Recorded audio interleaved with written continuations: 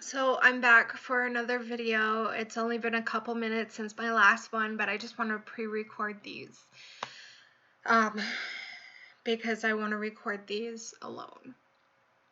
So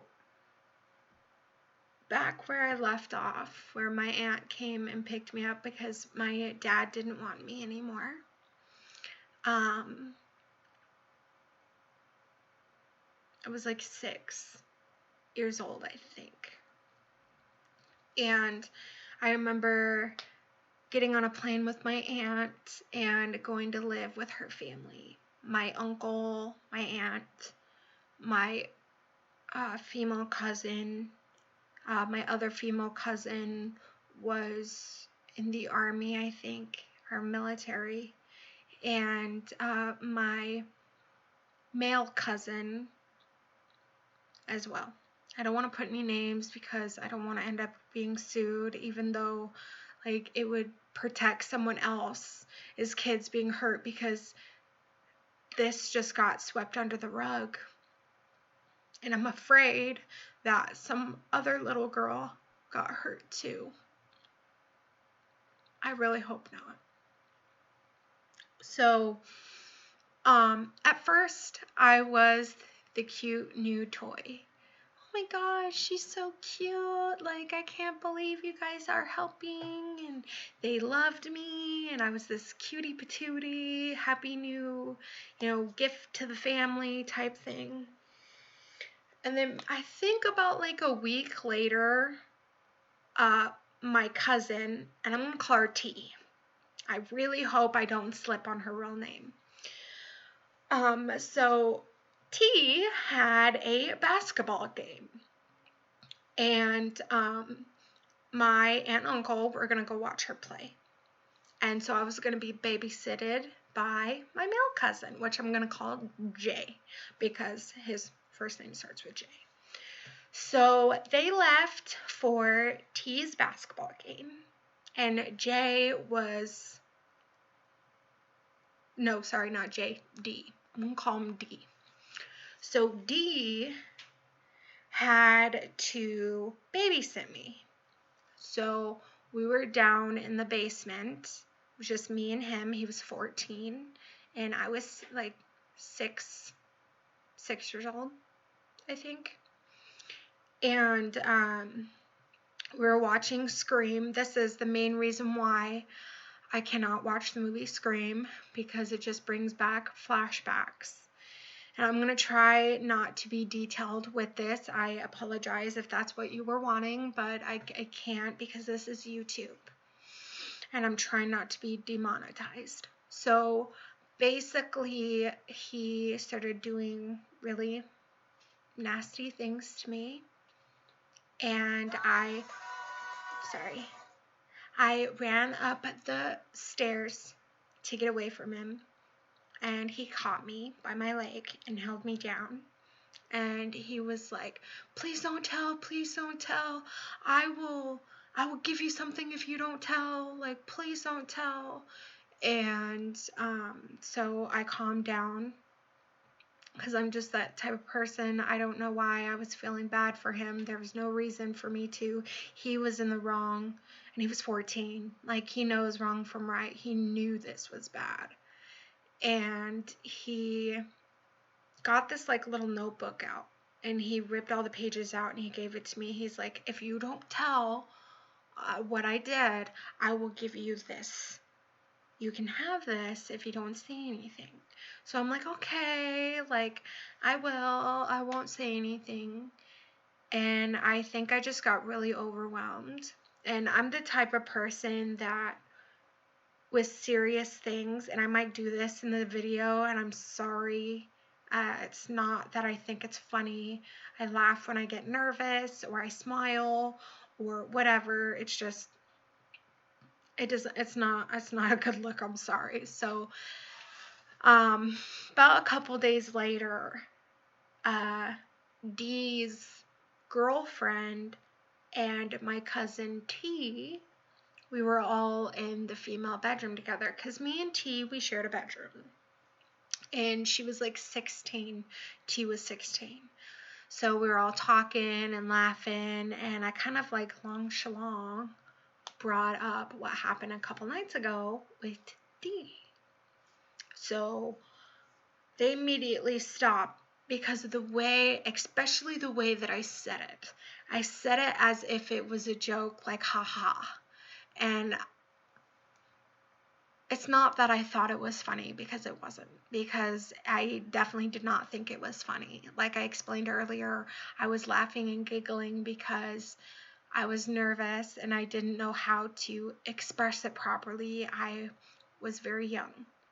I was never taught how to express my emotions appropriately. So I brought it up, and he immediately looked at me and was like, "Wait, what?" And I was like, "Nothing. Nothing. Like I didn't say nothing." And she was like, "No, I heard what you said, and you're going to tell my mom right now." And I'm like, no, I'm not. I didn't say anything. I'm not going to tell your mom anything. And she's like, "You're going to tell her right now what you just said." So she starts dragging me down the stairs. And she threw me at her mom and goes, "Tell her what you told me right now." And she's screaming at me. And her mom's like, "What?" And at this point, like before any of this happened, before she knew, she treated me with dignity and respect. She was a good aunt. And she had some type of love for me. But after this, it just flushed down the toilet, and she hated me with a passion. So I was like, "No, I didn't say anything. I'm not telling her anything." And T was like, "Fine, I'll tell her then." And she's like, "Mom, Tamby said that D was molesting her and stuff like that." And I immediately wanted to go hide. And she's like, "Wait, what?" And D was over at a sleepover with his guy friends. And so she called D up and she was like, "Hey, D, I got a question for you. Did you molest Tamby a couple nights ago?" And you could hear him over the phone. It wasn't on speaker, but you could just hear him through the speaker. And he was laughing. And he said, "No, I don't know what you're talking about. I didn't do that. She's lying. Ha ha ha." And the look on my aunt's face was pure rage. She's like, "Okay, I believe you," and hung up on him. And let him go be with his friends. And then she grabs me and starts manhandling me and throws me into the bathroom and pulls down my pants and starts beating the shit out of me and telling me that I'm not, that I should never say those things, and that I was a liar and her son was telling the truth and all this stuff.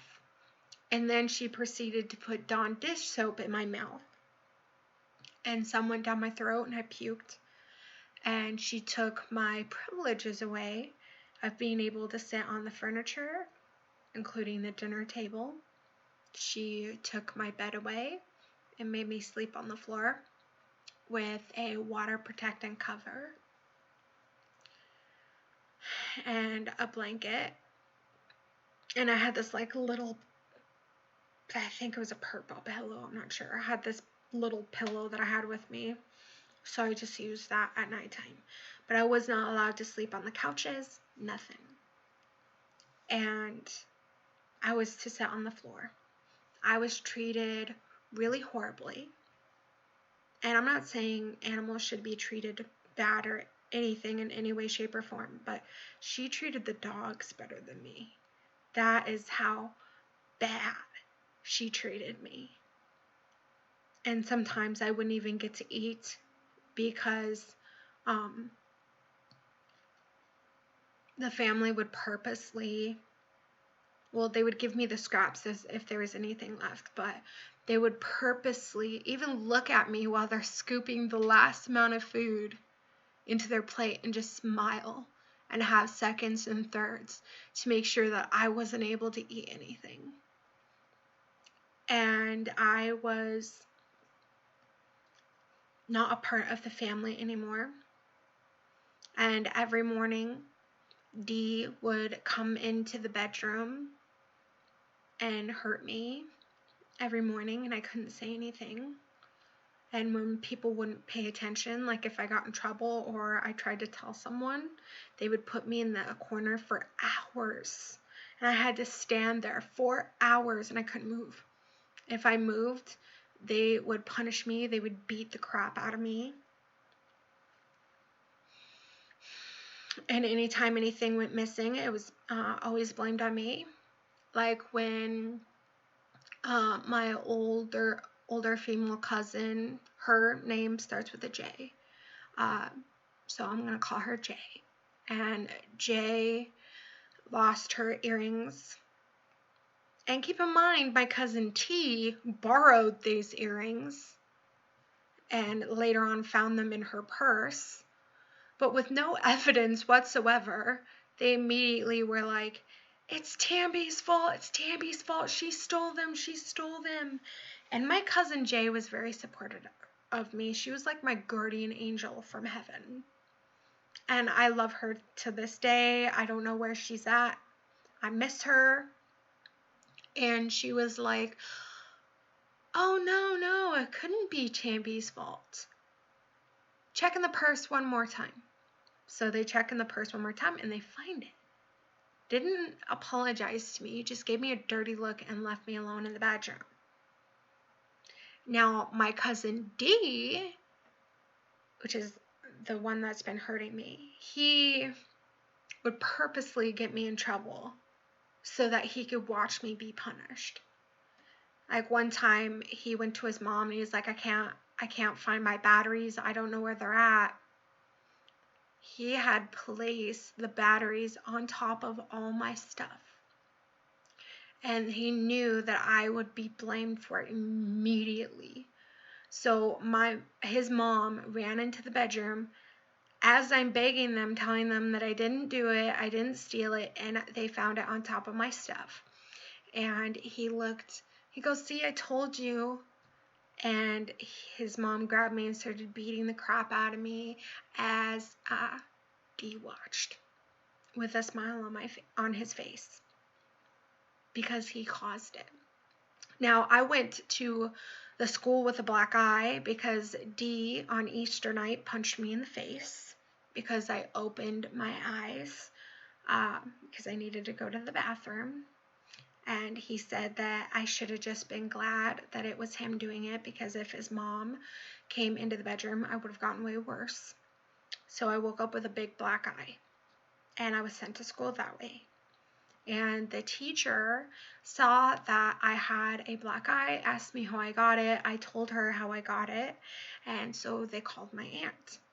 Not once making a report to Child and Family Services at all. Not once. And my aunt came and picked me up and was yelling, screaming at me in the parking lot and telling me how much of a disgrace I was and stuff like that, and that I needed to stop lying and that she would treat me better if I promised I wouldn't tell anyone again. And I behaved myself. So I promised her I wouldn't say anything. And so she took me to the store, and you know how the wind, or like they have these conditioners, air conditioners in front of the door, sliding glass doors at some stores?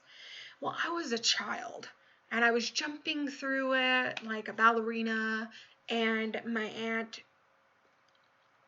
vigorously grabbed me hard, whipped me around to get me in front of her, and was like, how dare you? I thought we had this conversation. And she's like, you're only doing that because you're trying to impress the men over there. They were grown men, and I was 7. I did not even have that thought in my brain. And so she got angry with me. And on the way home, she turned up the air conditioner. Keep in mind it was winter outside. She turned on the air conditioner on full blast cold, and I was freezing to death, and I was in a short sleeve, and I was basically frozen in the car.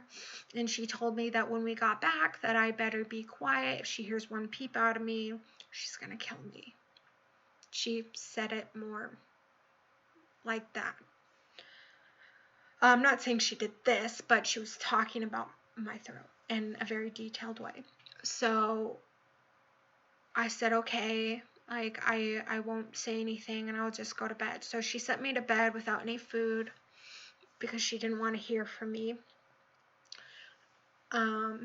Within like a couple weeks later, I got the same threat from my cousin D because something else even traumatic happened between me and him, and he told me not to tell, or he was going to do the same thing that his mom said. Not that he knew what his mom said, but he said it in the same detail she did. So then, like, after a while, I was like almost 7, and my cousin Jay, she came to visit, and I didn't know what was happening, but they told me to pack my stuff, and I thought we were going on a trip or something. So we packed my stuff, and they were outside of this office building. And I know what this office building is now, but back then I didn't. It was a child and family service office. And I was in the back seat with Jay, and she said she believed me about everything that was happening and that she was so sorry. And she gave me her number because she knew it was happening. I didn't. And they took me into the CPS office with all my stuff and then abandoned me there at the office. And only me and the only people I saw there when it got dark was me and the CPS worker. And I was trying to fall asleep on this my trunk that had all my stuff in it. And I was little, so I could fit all the way on this trunk. And finally, after several hours, the CPS worker was finally able to find a foster family that I think I only stayed there for like a week and a half or something like that. But then, like, after that, I was bouncing from home to home to home to home to home for several months. And there's even one home that I only stayed for one day in. Yeah.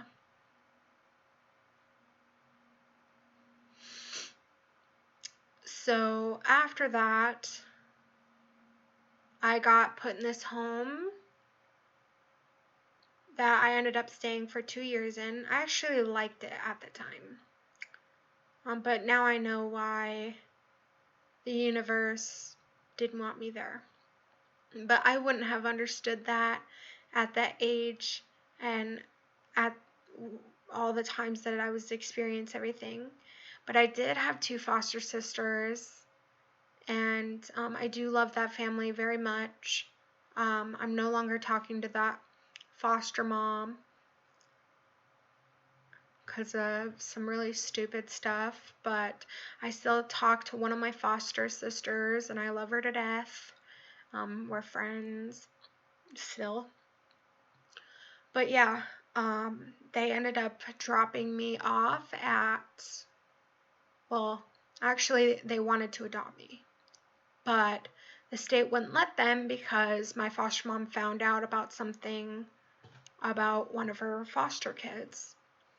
And I'm not going to be detailed with that at all. It's not my business. But CPS had done something really illegal, knew about something that happened illegally with one of the foster kids in a foster home, and my foster mom was going to get a lawyer or something to help the foster child. And when CPS found out about that, they would not allow her to adopt me. So they told her that she had to take me to Montana and drop me off with the foster family there. So that is what happened. and I think only lasted like 6 to 7 months, maybe a little longer than that, until I was 9 years old in that home. But they had to, they were moving somewhere else, so they couldn't legally take me anywhere. And then I ended up in a new home. I don't know how long. I think I stayed there for a couple months, maybe. I don't know. But this is the end of the video, and I will do another video here in a couple minutes. All right, see you then.